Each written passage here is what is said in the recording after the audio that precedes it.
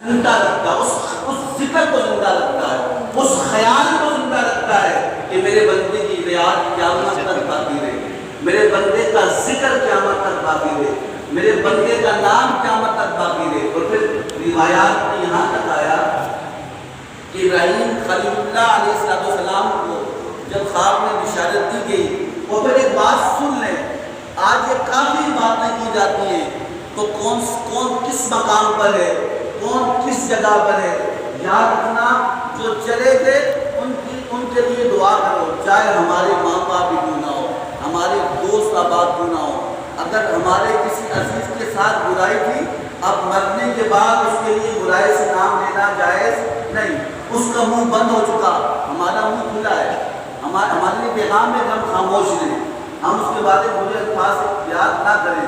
لیکن یہود و نصارہ کی سازش دیکھیے، مسلمانوں کو ان معاملات میں الجھایا جاتا ہے جس کا کوئی مقصد نہیں ہے، جس کا کوئی مقصد نہیں ہے، جس کی کوئی اہمیت نہیں ہے، جس کی کوئی ضرورت نہیں ہے۔ آج مسلمانوں کو ان فرقہ وارانہ باتوں کے اندر ان باتوں کو الجھایا جا رہا ہے کہ نبی کے بعد کون افضل ہے، نبی کے بعد کوئی افضل ہے جس کو رب نے افضل کیا، نبی کے بعد کوئی اعلیٰ ہے جس کو رب نے اعلیٰ کیا، ہمارے کہنے سے کوئی بڑا ہوگا، ہمارے کہنے سے کوئی چھوٹا ہوگا، نہ کوئی ہمارے کہنے سے بڑا ہوتا ہے، نہ کوئی ہمارے کہنے سے چھوٹا ہوتا ہے، بلکہ ہمارا منہ کھلتا ہے تو ہم اپنے گناہوں کو بڑھاتے ہیں یا نیکیوں کو بڑھاتے ہیں۔ اس سے میں چاہیے کہ ہم کبھی بھی اس معاملے میں جس میں علماء کے اختلاف ہو ہم بات نہ کریں، ہم زبان نہ کھولیں، وہ جانے جن کا کام، ہمارا وہ کام نہیں، ہم اس پہ بات کریں، اس کا انجام کیا ہوگا کہ ہم کسی کی محبت کے اندر کچھ ایسا بول جائیں گے جو جائز نہیں ہوگا، پھر کیا ہوگا کہ ہمارے اعمال سیاہ ہو جائیں گے، ہماری نیکیاں مٹ جائیں گی۔ اس لیے ہمیں چاہیے کہ ہم نیک اعمال کی طرف توجہ دیں۔ ابراہیم علیہ السلام کے بارے میں روایت میں آتا ہے بہت مہمان نواز تھے، کیا تھے؟ مہمان نواز۔ آپ کے پاس پورا سال لنگر پکتا، لوگ کھانے کے لیے آتے، لوگ آپ کے پاس کسی کے پاس کوئی جگہ نہ ہوتی وہ آپ کے پاس آتا، مہمان بن جاتا۔ اور یہاں سفیان نے فرمایا ہے اگر تم کسی کو کچھ کھلاتے بھی ہو نا، سن رہے آپ میرے بات بولیں، آپ کسی کو کچھ کھلا بھی رہے ہو یا کسی کو کچھ دے رہے ہو، کسی فقیر کو صدقہ دیتے ہو، کسی کو کوئی خیرات دیتے ہو یا کسی کو کچھ کھلا رہے ہوتے ہو، تو تم اپنا تھوڑے کھلا رہے ہوتے ہو، یہ تو اس کا حصہ تمہارے پاس ہوتا ہے، تم اسی کا حصہ اسی کو دے کے اپنی نیکیاں بڑھا رہے ہوتے ہو۔ سمجھائی بات کا اسی کا مال ہوتا ہے۔ حدیث مبارکہ کا الفاظ ہے، اللہ کے محبوب صلی اللہ علیہ وسلم نے فرمایا صدقہ موت اور بیماری کے درمیان ڈھال ہے، وہ موت کو مار تو نہیں سکتا، مقابلہ ضرور کرے گا، وہ مقابلہ ضرور کرے گا۔ حضرت موسیٰ علیہ السلام کا ایک واقعہ ہے، آپ فرمائے حضرت موسیٰ علیہ السلام کے زمانے میں ایک شخص تھا، اس کی عمر طویل تھی اور رزق تھوڑا تھا، کیا تھا؟ بولیں کیا تھا؟ عمر طویل، روز تھوڑا آدھی روٹی ملتی، دن پورا بھوکا رہتا۔ ابراہیم حضرت موسیٰ علیہ السلام کو ایک دور پر اللہ سے طلب ہونے جا رہے تھے، آپ نے اللہ رب العزت نبی موسیٰ کلیم اللہ علیہ السلام سے عرض کی کہ اللہ کے نبی آپ اللہ کے پاس جاتے ہیں تو اللہ سے کہہ دے کہ میرا رزق زندگی پوری کا ایک دفعہ دے دے، میں کھا لوں، میرا پیٹ بھر جائے، میں افسوس نہ ہو، پھر بھلے بھر جاؤ۔ اللہ کے نبی کے کلیم اللہ علیہ السلام آپ کوئی دور پہ گئے، اللہ سے کہا کہ اللہ فلاں شخص مجھے ملا اور مجھے کہا کہ میرا رزق جو ہے وہ قلیل ہے، میری زندگی کا سارا رزق مجھے ایک دفعہ دے دے تاکہ میں پیٹ بھر کے کھانا کھا لوں۔ تو اللہ نے اس کی دعا آپ کی دعا قبول کیا۔ آج میں اسے کہہ دوں کہ ہمیں ایک دفعہ سارا رزق دے دے، کھا لے، اس کے بعد میرا رزق ختم ہو چکا، وہ سارا رزق اسے دیا گیا۔ واپس آیا تو طرح کے کھانے تھے، طرح کے انوان وہ قسم کے کھانے رکھے تھے، اس نے کھانا شروع کیا، کتنا کھاتا وہ جتنا کھا سکتا تھا وہ کھایا، اور کھانے کے بعد اس نے جو بچا اللہ کے نام دے دیا۔ کیا کیا؟ جو کھا سکتا تھا پیٹ بھر کے کھایا، اور جو باقی تھا وہ اللہ کے نام دے دیا، لوگوں کو کھلا دیا۔ موسیٰ علیہ السلام سال کے بعد اترے، دیکھا وہ شخص مر گیا، پتہ کرو کیا حال ہے اس کا، کیا کر رہا ہے، مر گیا ہوگا، پتہ کر کے اس کی خیر خبر دریافت کرو۔ آخر بات میں روایات میں آتا ہے جب موسیٰ علیہ السلام اس کے گھر پہ جو دیکھا ریسٹوران لگا لوگ کھانا کھا رہے ہیں، اس نے کہا اللہ کے نبی نے کہا تیرا رزق ختم نہیں ہوا؟ اس نے کہا کہ اللہ کے نبی ختم ہو گیا تھا، کیا کروں اتنا اور آ جاتا ہے، آپ کوئی دور پہ جا لیتے۔ آپ نے اللہ کی بارگاہ میں دعا کی کہ باری تعالیٰ معاملہ دوں گا اور تو نے دے دیا، اب اس کی قسمت میں رزق نہیں، اب یہ روزانہ لوگوں کو کھلا بھی رہا ہے، خود کھا بھی رہا ہے، اتنا رزق دوبارہ کیسے بڑھا؟ تو رب تعالیٰ نے موسیٰ کلیم اللہ علیہ السلام پہ وحی فرمائی، فرمایا کہ موسیٰ اپنا حصے کا رزق تو کھا چکا ہو، اور کھانے کے بعد جو بچا اس نے میری کہاں میں دے دیا، جب اس نے مجھے میرے ساتھ کاروبار کیا جو بچا مجھے دیا، مجھے ڈبل کر کے واپس لوٹا دیا، میں ڈبل کر کے واپس، اپنا تو ختم ہو چکا، یہ تو کاروبار چل رہا ہے، مجھے 1 دیتا ہے میں 10 لوٹاتا ہوں، یہ 10 دیتا ہے میں 100 لوٹاتا ہوں، تو کہا کہ اس کا حصہ تو ختم ہو چکا تھا اس کا، یہ تو اپنا تو نہیں کھا رہا، تو لوگوں کو میری بارگاہ میں 1 دیتا ہے، جو مانتا ہے وہ اس سے ڈبل واپس لوٹا دیتا ہوں۔ تو یاد رکھنا جب ہم کسی کو دے رہے ہوتے ہیں لیکن نہ سمجھے کہ ہم دیتے ہیں، بلکہ اس کے حصے کا رزق ہمارے پاس ہوتا ہے، اس کے حصے کا پیسہ ہمارے پاس ہوتا ہے، ہم اسی کا پیسہ اسی کو دیتے ہیں اور ایک کے بدلے میں رب سے 10 دیتے ہیں۔ سمجھا رہی بات کی؟ تو صحیح کبھی بھی مایوس نہ ہو، بیماریوں سے اللہ کی حفاظت کرتا ہے۔ یہ بات کہیں اور نکل جائے تو بات کریں اس بارے میں، مطلب حضرت ابراہیم علیہ السلام کی مہمان نوازی، خلیل اللہ کا لقب تھا، اور آپ کے پاس ایک دفعہ کھیت کا زمانہ تھا، کھیت سالی پڑ گئی اور لوگ بھوک سے مر رہے تھے، مصر کے اندر فلسطین میں آپ کا قیام تھا اور لوگ آپ سے ملنے کے لیے، بہت بڑا قافلہ آپ سے ملنے کے لیے، اور کھیت زدہ علاقہ ہے، کھانے کے لیے کچھ نہیں، ابراہیم علیہ السلام پورا سال میں وہ کھلاتے ہیں، کیا کرتے ہیں؟ کب کتنا کب کھلاتے ہیں؟ 1 دن نہیں، 2 دن نہیں، پورا سال کا معمول تھا، اور آپ لوگوں کو کھلاتے ہیں، تو وہ رکے۔ حضرت حاجرہ حضرت سارہ رضی اللہ تعالیٰ عنہ نے حضرت ابراہیم علیہ السلام نے کہا کہ اللہ کے نبی ہمارے پاس بھی کھانا نہیں، کھیت کا زمانہ ہے، اناج ختم ہو چکا، کھانا ختم ہو چکا، مہمان ہیں، انہیں خالی کیسے کرتا ہے، یا آپ کو اللہ رب العزت نے مقام عطا کیا ہے۔ اب میں کہ ایک سالہ پریشان نہیں ہونا، مصر کے اندر میرا دوست ہے اور وہ کھیت کے زمانے میں غلہ سنبھال کے رکھتا ہے، میں اس کے بعد بندے بھیجتا ہوں، اناج کی بوریاں بھیج دے گا اور تم ان کو کھلا دینا، بتانا کیا چاہ رہے بات سمجھنے اس بات کو۔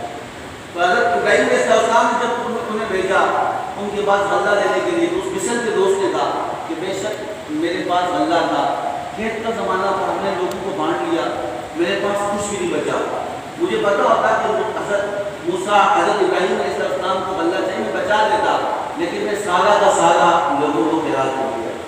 وہ جو غلام تھے خدام تھے واپس کر کے، اور واپس کر کے دیکھا کہ مہمان انتظار کرتے ہیں کہ راشن آئے گا، کھانا پکے گا، ہم کھانا کھائیں گے، لیکن کچھ نہ آیا۔ اور جب حضرت ابراہیم علیہ السلام کے گھر کے قریب پہنچے تو خدام تھے، انہیں پوچھا کہ خالی اٹھ لے کے جائیں تو کتنا عجیب لگے گا، دل ٹوٹ جائے گا بیمانوں کا، کتنا عجیب معاملہ ہوگا۔ اس طرح کرتے ہیں پیچھے جا کے اونٹوں کو بٹھاتے ہیں اور ان اونٹوں کی جو بوریاں اناج کی لے گئے تھے ان کو ریت سے بھرتے ہیں۔ کس سے بھرتے ہیں؟ بولے نا، ریت سے بھرتے ہیں تاکہ دماغ یہ سمجھے کہ اناج آ گیا، اور ہم جا کے ابراہیم کو جا کے بتائیں گے کچھ نہیں ملا، وہاں سب کچھ ختم ہو چکا۔ وہ نے ان بوریوں کو اناج سے بھرا اور بھر کر حویلی کے اندر گودام میں لے گئے، ان کو اٹھائے، مہمان پوچھتے جبھی کھانا پکنے والا ہے، اور یہاں تک حضرت ابراہیم کے سب صاحب اس کو آرام فرما رہے تھے، حضرت سارہ رضی اللہ تعالیٰ عنہ نے سوچا کہ اناج آ چکا، خدام سے ملاقات بھی ہوئی، اور جا کر روٹی کے انتظام کرتی ہوں۔ آپ نے جا کے اس بوری کو کھولا جس میں اناج کی جگہ ریت بھری تھی، لیکن جب اس کو کھولا وہ سب سے بہتر اناج اس کے اندر موجود تھا، سب سے بہتر اناج، وہ ریت لائے تھے۔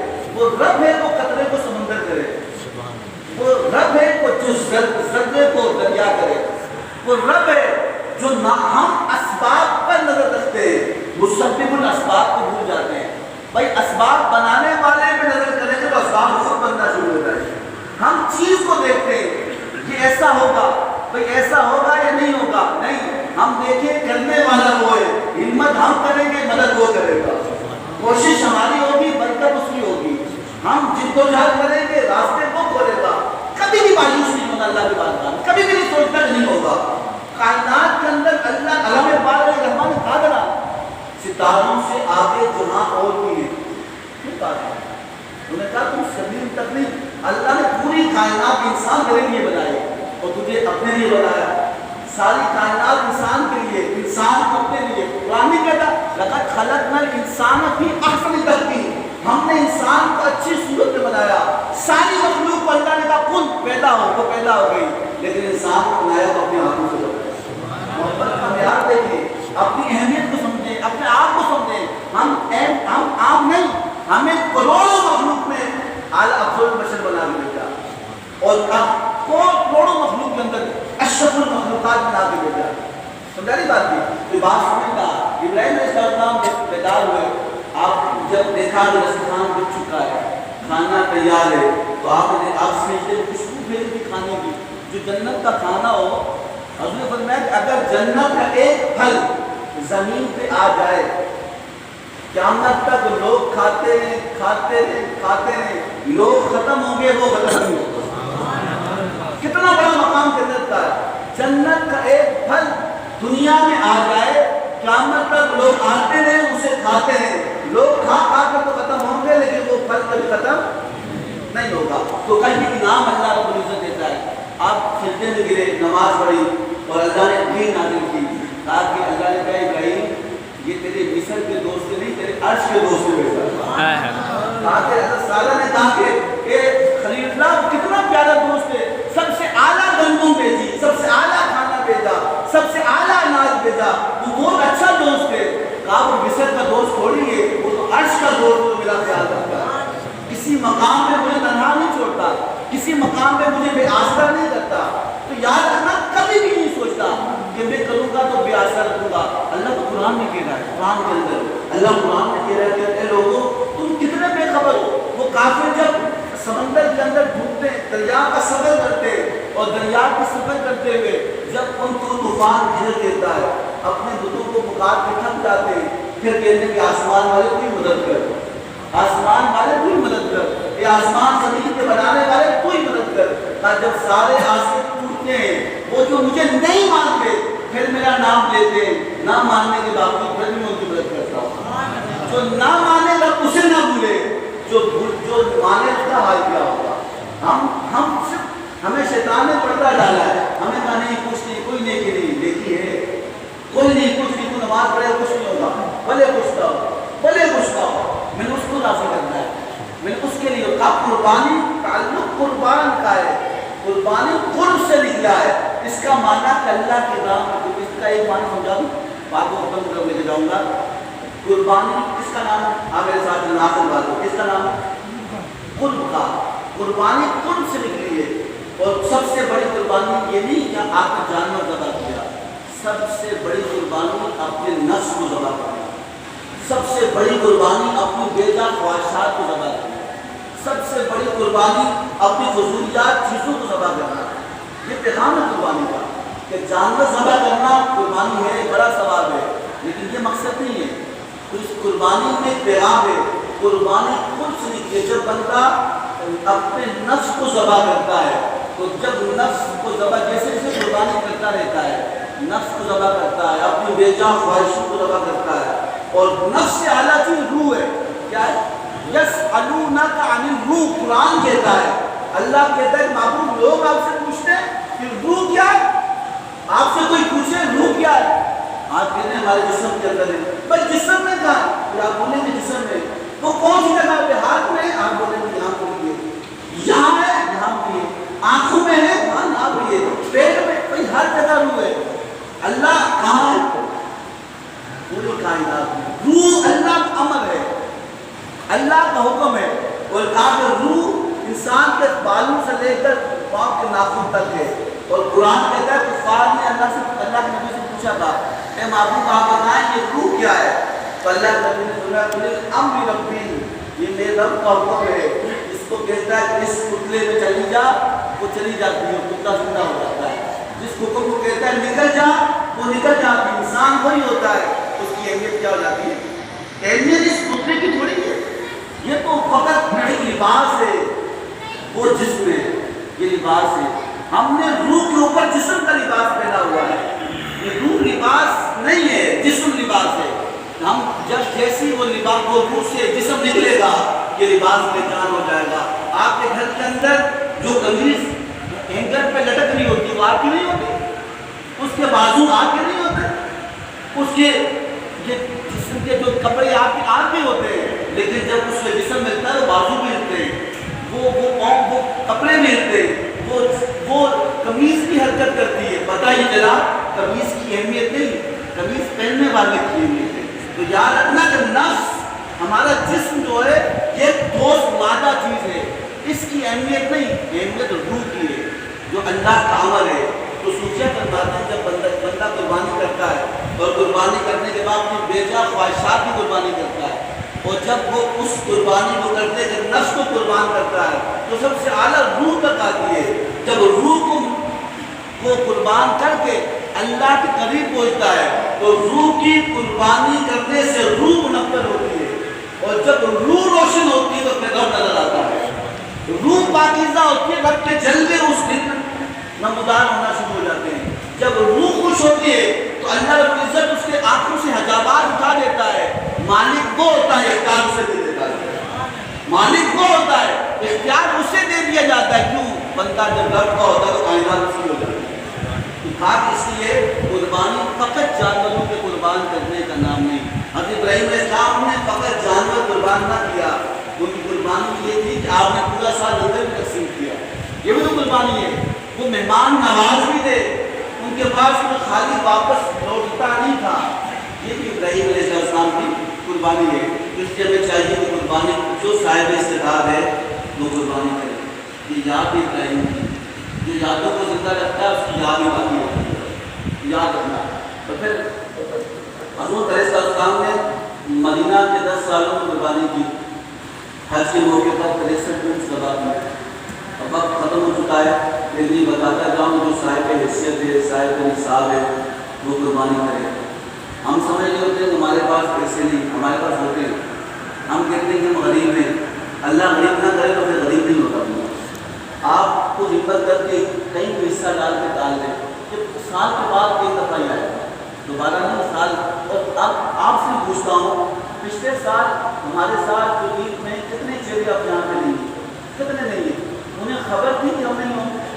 نوجوان بچے، بوڑھے، جوان، عورتیں، ہماری مائیں بہنیں کتنی تھیں، آج وہ ہم میں نہیں۔ آج وہ سوچ رہے ہوں گے کاش ہم اگر اللہ کی راہ میں قربانی کرتے تو یہ قربانی ہمارے لیے کھڑی ہوتی روزے قیامت کہ بیٹھ جا تو جنت میں لے کے جاؤ۔ یہ سواری ہے اس کے لیے جو اللہ کے راہ میں جانور قربان کرے گا۔